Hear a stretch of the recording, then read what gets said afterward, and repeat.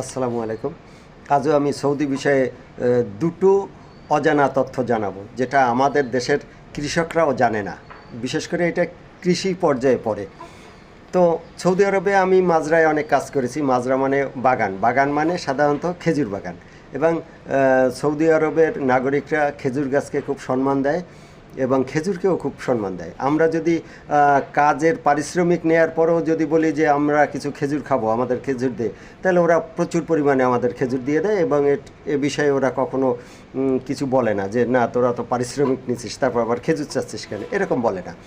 তো খেজুর গাছের উদ্ভব যেভাবে হয় সেইটা আমি বলবো। খেজুর গাছের আমাদের দেশে যেমন খেজুরের বিচি পড়ে খেজুর গাছ অপরিকল্পিতভাবে এখানে সেখানে মানে জন্ম নিচ্ছে বা জন্ম নেয়। আর খেজুর গাছের তেমন আমাদের দেশে পরিচর্যা করা লাগে না, কিন্তু সৌদি আরবে এরকম না। সৌদি আরবে খেজুর গাছ থেকে খেজুর গাছ হয়, মানে নিচে বিচি পড়ে, বিচি পড়লে সেই গাছ দিয়ে ওরা খেজুর গাছের আবাদ করে না।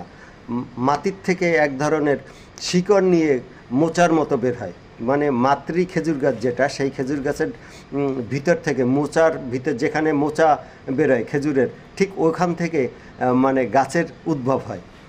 যখন ও সৌদিরা ভালো বোঝে এবং ওখান থেকে সিজার করার মতো মানে কেটে বের করে, যাতে মূল মাতৃ গাছেরও কোনো ক্ষতি না হয় এবং যে গাছটা দুনিয়ায় আসতে চাচ্ছে সেই গাছেরও কোনো ক্ষতি না হয়।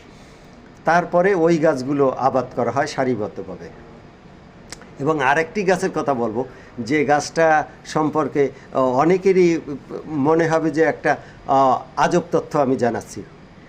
ধরেন ওখানে আমি একদিন মাজরায় গেছি, মাজরায় যাওয়ার পরে বলল যে মাজরায় তো আমরা ভ্যারাইটিস কাজ করতাম, পরিষ্কার পরিচ্ছন্নতা বা খেজুর উত্তোলন, বিভিন্ন ধরনের বিভিন্ন সময় বিভিন্ন কাজ থাকতো মাজরায়। আমরা তো সাধারণত দৈনিক মানে পারিশ্রমিকের ভিত্তিতে কাজ করতাম। তো একদিন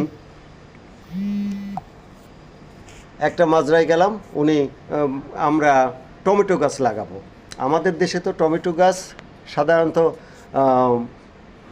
টমেটোর গাছের চারা দিয়ে টমেটো গাছ লাগানো হয়, কিন্তু ওখানে একটা টমেটো গাছ, ধরেন বড় একটা টমেটো গাছ, সেখানে শাখা পোশাখা কেটে কেটে, মানে টমেটো গাছের ডালপালা দিয়ে টমেটো লাগাচ্ছি, কোনো শিকড় নেই। কিন্তু দেখেন অদ্ভুত, এই টমেটো গাছ মানে সেই শিকড়বিহীন ডালপালা দিয়ে গাছ পয়দা হবে। যেমন আমাদের দেশে পাথরকুচি পাতা, যেমন পাতার থেকে গাছ গজায়, এটা সবাই জানেন বা দেখেছেন। ঠিক সৌদি আরবেও এইরকম টমেটো গাছের ডালপালা, মানে একটা মূল গাছ থেকে আমরা হয়তো 5 খণ্ড করলাম।